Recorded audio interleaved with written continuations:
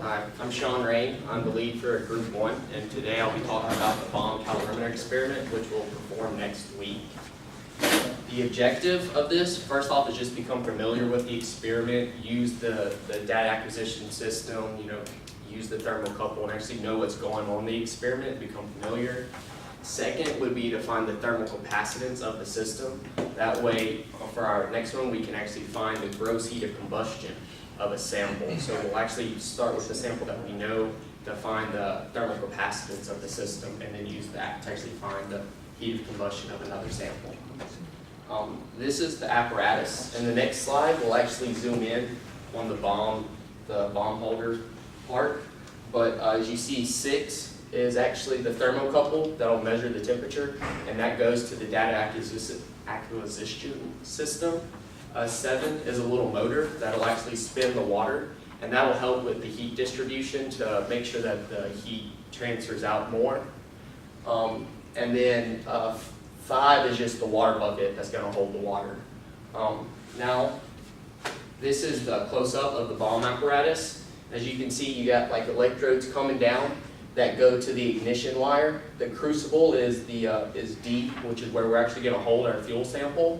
And then at the top, you have a pressure relief valve, which is B, and the inlet check valve. And all that's around like a lid, which will keep it pressurized to keep the water out.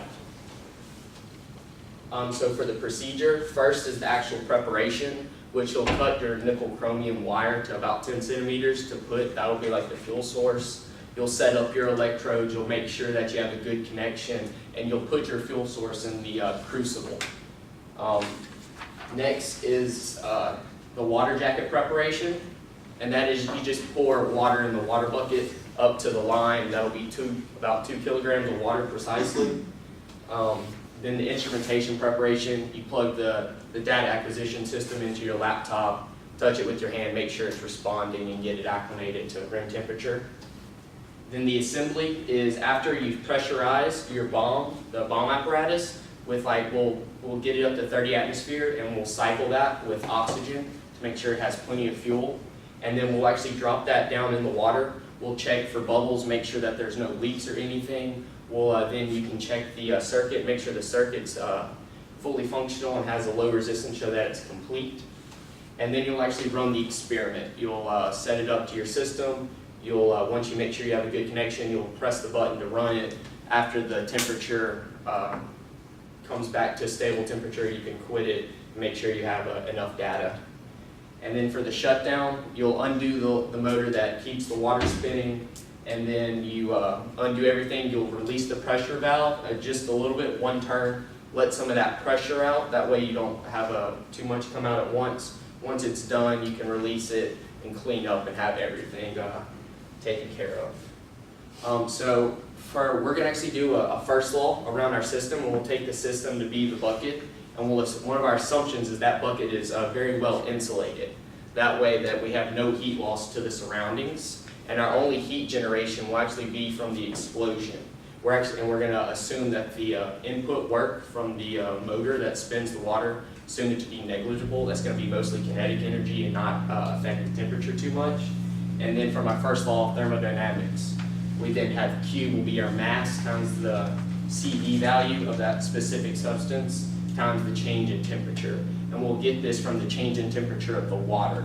Because we'll measure the change in temperature of the water, we know it's exactly 2 kilograms, and we can look up the CV value from our charts.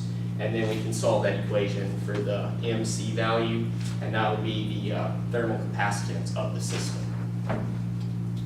The thermal capacitance, the CV that we can estimate, for the CV of the water, we'll assume that can be about 2 kilograms of water, 3 kilograms of stainless steel. I looked up some of the CV values on the internet, and I did an average sum to find it for the system, or the total of it.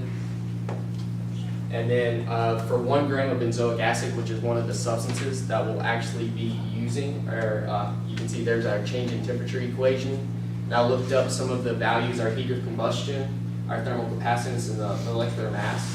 and we were given 1 gram of benzoic acid. So if you convert your grams to moles, which is with its molar mass, and then divide by its heated combustion, which will give you the kilojoules that it's going to produce, and then you can divide by its thermal capacitance, which will actually give you the change in temperature from the joules that will be produced. And that gave me a predicted change in temperature around 2.67 degrees Kelvin for our system. For this experiment, we do have some possible data errors. First off, we did assume the system to be completely insulated, and we know that that's not possible. There will be some heat losses while we wait for the temperature to even out.